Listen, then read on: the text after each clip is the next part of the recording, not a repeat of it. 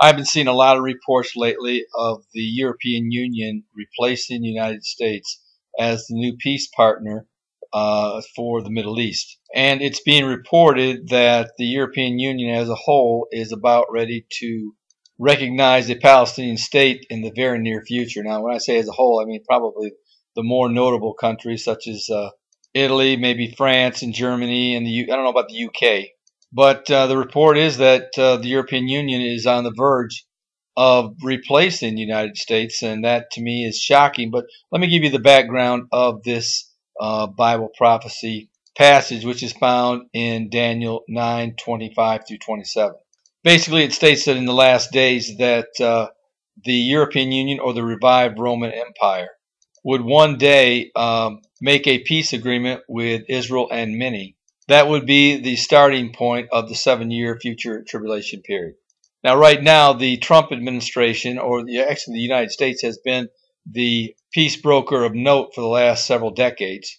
And for years, we've been wondering how in the world that this was going to switch over from the United States to the European Union. Well, since Mr. Trump came into office, he said that he was going to eventually move the U.S. Embassy from Tel Aviv to Jerusalem and ultimately recognize Jerusalem as Israel's capital. Well, in December, he did do that.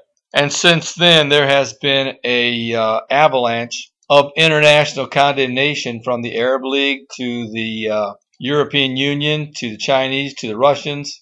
So in doing what Mr. Trump and also Congress has said they would do for decades, it has been said that the United States has basically talked themselves out of becoming the partners of peace in the Middle East.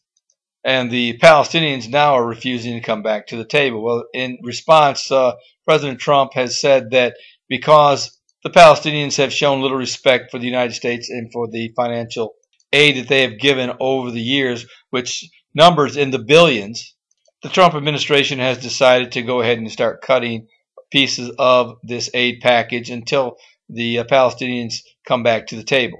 Well, the first portion of the aid package that has been cut has been somewhere around $120 million. And there's another portion about the same size that's about ready to be lopped off as well. Well, in response, the Palestinians have said, at least leadership, is that Jerusalem is not for sale.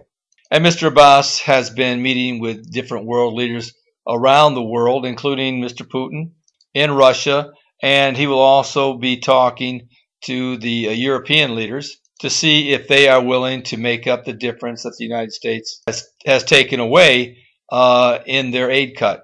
And there's also, I should mention, the United States is also considering cutting further aid because of the fact that the Palestinians have a bad habit of paying those who are either jailed or have been killed in the line of killing other Israelis. In other words, if you are a murderer of an Israeli, or you have pulled off a terrorist attack, or you're in jail, your family will be paid a handsome monthly stipend. And it's said that the amount of money that the Palestinians have spent on these martyrs, they call them martyrs anyway, who have killed Israelis or are in jail, numbers in the hundreds of billions or hundreds of millions of dollars every year. And I forgot what the figure was, but the number 240 million does come to mind. So the Trump administration is thinking strongly about cutting another couple hundred million in aid as well, in order, if they don't stop doing this. And certainly the Palestinians aren't going to stop, because they don't want to have peace with Israel. They want to destroy Israel. And now Mr. Abbas is, like I said, going and seeking help from the European Union to see if they can fill that additional gap. But I think this is going to be a tall order for the Palestinians, because it says that according to the U.S. consulate in Jerusalem, the United States has been the largest donor of aid to the Palestinians since the signing of the Oslo Accords in 1994.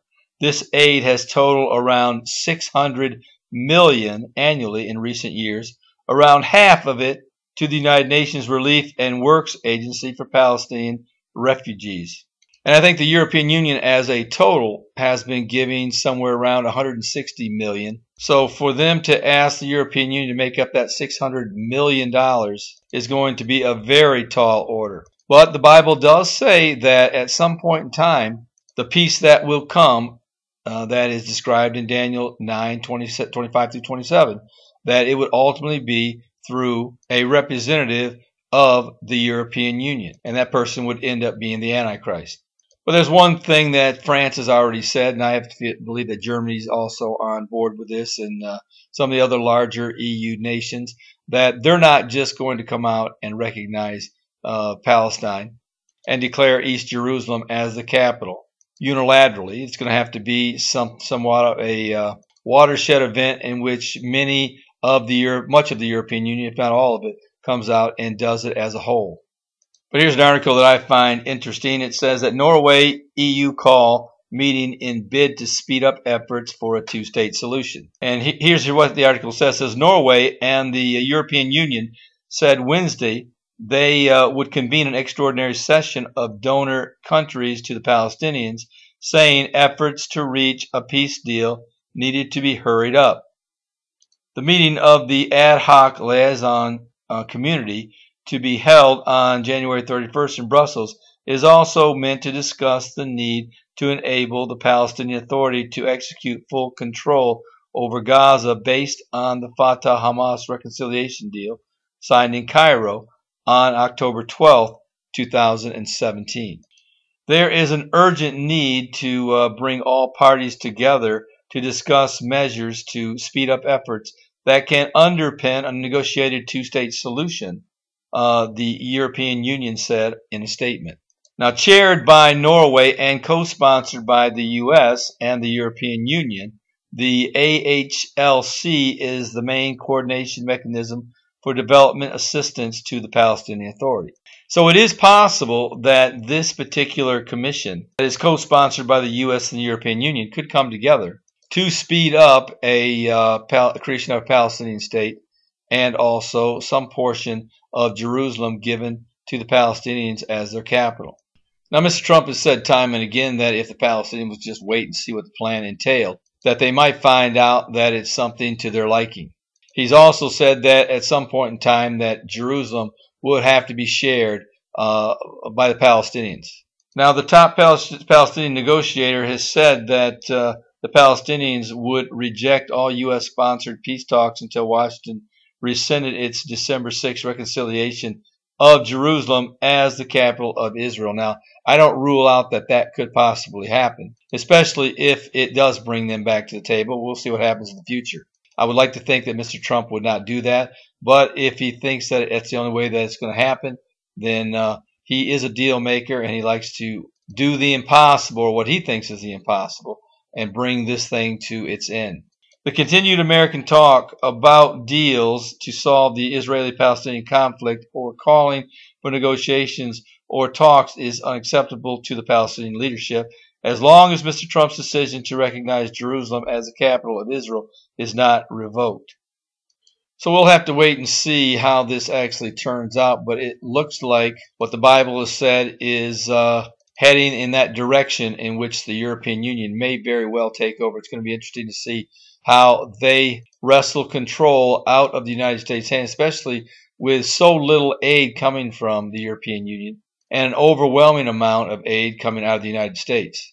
I mean, it's quite clear that without the $600 million, which is a big majority of where the aid comes from to support the Palestinian Authority, how that's not going to affect their future. But we'll have to wait and see how that comes out, because we know the Bible is true. And you know, this is another thing you need to think about. What are the chances of the Bible predicting 2,500 years ago that a new nation or a new group of nations would comprise and come together again to ultimately bring to pass a peace agreement with Israel? And it's also a miracle that Israel didn't even exist 70 years ago. And I want to remind you of this one thing, and that is that if you are still thinking about supporting this ministry, we're still looking for a few more donors to help support a couple of items that still need to be purchased, such as, like I said, subscriptions.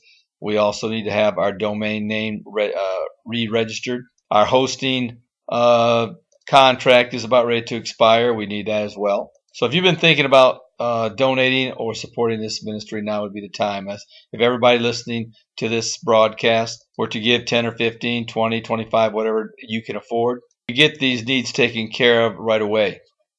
So if you would like to support us, go down to the description section and go to my PayPal account, use that email address that's listed, and make your donation today. And if you don't know the Lord, today is the day of salvation. Don't put it off. 150,000 people will die today. The Bible says the vast majority will end up in a burning hell. And that is forever. So I'd recommend that you accept the Lord today and allow Him to save you.